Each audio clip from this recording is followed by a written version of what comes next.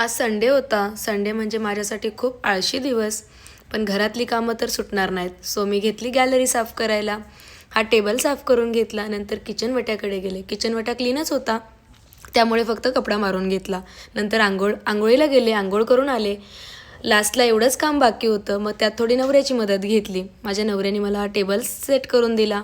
नंतर मी थोडासा आराम केला, बिकॉज मी खूप जास्त थकले होते घरातलं काम करून. नंतर मला साडी घालायची होती, मग मी साडी घातली. थोडेसे फोटोज काढावेत म्हटलं, पण आमची मस्ती कधीच संपत नाही, त्यामुळे आमचे फोटो कधीच चांगले येत नाहीत. तरी आम्ही थोडेसे फोटोज काढले. त्यानंतर थोडीशी आमची मस्ती वापस परत चालू झाली. नंतर पंकजला आमरस खायचा होता. मग घराला लॉक लावून आम्ही गेलो आंबे आणायला. त्यानंतर लिफ्टमध्ये गेलो. लिफ्टमध्ये छानसा मिरर असल्यामुळे इथे कायम 2-3 फोटो काढणं तर कंपल्सरीच आहे. नंतर आम्ही सोसायटीचा व्ह्यू एन्जॉय करत करत आंब्याच्या दुकानात गेलो. 2-3 ठिकाणी गेलो, बट आम्हाला एवढे आंबे आवडले नाही. एक ठिकाणी छान होते, सो तिथून अर्धा डझन आंबे घेतले. आम्ही दोघंच खायला असल्यामुळे घरी येऊन पुऱ्या बनवल्या. माझ्या पुऱ्या छान फुगल्या होत्या, त्यामुळे मला खूप भारी वाटलं. नंतर आमरस बनवायला घेतला. आम्ही गप्पा मारत मारत आमरस बनवला. नंतर पंकज बोलला मी देवाला दिवा लावतो, सो त्याने देवाला दिवा लावला. नंतर आम्ही जेवायला घेतलं. आम्ही मस्त जेवण एन्जॉय केलं.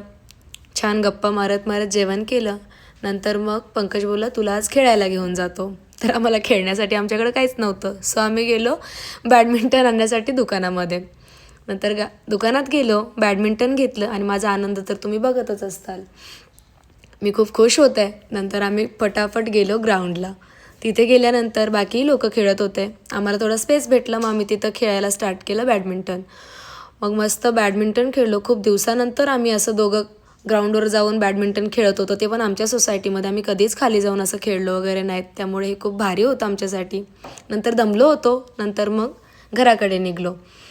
तर हे खूप थकलेले फेस होते आमचे. नंतर आम्ही घरी आलो आणि किती थकलं असलं तरी हे रात्रीचं बसून गप्पा मारणं मात्र फिक्स असतं, कंपल्सरी. नवऱ्यासोबत दिवसभराच्या गप्पा करणं माझ्यासाठी खूप रिलॅक्सिंग असतं.